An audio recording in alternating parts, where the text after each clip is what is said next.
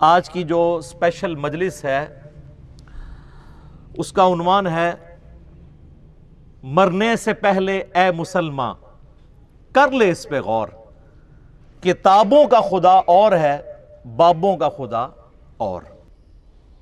تو سنیں میرے بھائیوں، اچھا پہلی مثال آپ نے اکثر بزرگوں کے بارے میں سنا ہے کہ جی روزانہ ایک قرآن پڑھتے تھے۔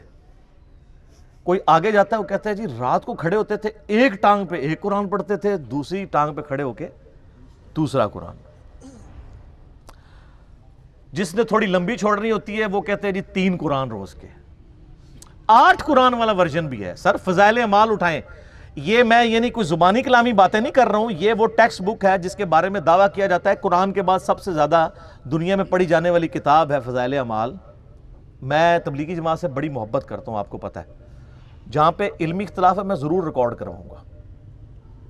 مولانا طارق جمیل صاحب حفظہ اللہ تعالیٰ کے سامنے بھی سارا مقدمہ رکھا ہے، اور آپ کو پتہ ہے تبدیلی تو آئی ہے نا، پھر کلپ دیکھا ہے آپ نے، تبدیلی آ گئی ہے، وہ بھی مانتے ہیں، لیکن ان بیچاروں کا جتنا زور چلتا ہے اتنی بات کر سکتے ہیں۔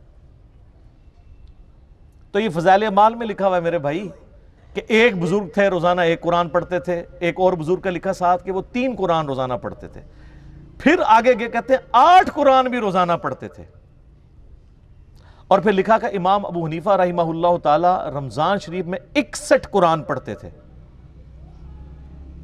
61 کی گنتی وہ کہتے ہیں ایک قرآن دن میں ایک رات میں، کتنے ہو گئے 60، اور ایک تراویح بھی۔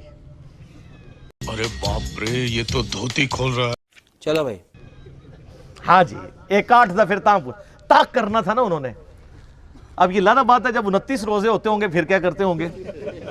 تو بہرحال لوگ کہتے ہیں 61 قرآن امام حنیفہ رحمہ اللہ۔ یہ فضائل اعمال میں لکھا ہوا ہے سر، ہم جے پی جیز ایڈ کریں گے، ایک ایک چیز کا جے پی جی ڈالیں گے، تاکہ آپ ایک بار یہ سوچیں کہ مرنے سے پہلے اے مسلمان کر لے اس پہ غور، کتابوں کا خدا اور ہے بابوں کا خدا اور۔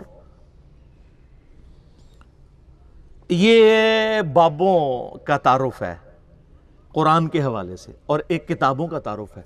سر جامعہ ترمذی میں حدیث موجود ہے، اللہ کے محبوب صلی اللہ علیہ وآلہ وسلم نے فرمایا جس شخص نے 3 دن سے کم میں قرآن کمپلیٹ کیا، مکمل کیا، اس نے قرآن کے فہم میں سے کچھ بھی حاصل نہیں کیا۔ یہ ان کو کہہ رہے ہیں جن کو عربی آتی تھی، تو آنو تو عربی آندھی بھی کوئی نہیں۔ جن کو عربی آتی ہے ان کو کہا جا رہا ہے 3 دن سے کم میں قرآن مکمل کیا، تو فہم اس کا حاصل ہی نہ کیا۔ تو یہ جو 8 قرآن روزانہ کر رہے ہیں یہ کس سنت پہ عمل کر رہے ہیں؟ اپنی وشفل تھنکنگز میں سرگرداں ہیں۔ اور اس سے بھی مزے کی بات صحیح مسلم میں حدیث ہے، نبی علیہ السلام نے صحابہ کرام سے فرمایا، یہ حدیث بخاری میں بھی ہے لیکن مسلم میں ڈیٹیل ہے، بخاری مسلم دونوں میں ہے، کہ بھلا بتاؤ تم میں سے کسی شخص کی استطاعت ہے کہ وہ ایک رات میں 1/3 قرآن پڑھ لے، یعنی 10 پارے، آج کی ڈیٹ میں پارے اس زمانے میں تو نہیں تھے۔ تو صحابہ کرام نے کہا کہ یا رسول اللہ کس کی استطاعت ہوگی کہ وہ رات میں 1/3 قرآن پڑھ لے؟ ہائے ہائے ہائے ہائے ہائے، سر ہے استطاعت، فضائل اعمال میں 8 بھی ہے جے، لیکن صحابہ کرام تو بزرگ نہیں تھے نا، آپ کو پتہ ہے، وہ تو کامل ایمان مومنین تھے، یہ کہانیوں والے ہیں، وہ کامل الایمان اے کہانی باز۔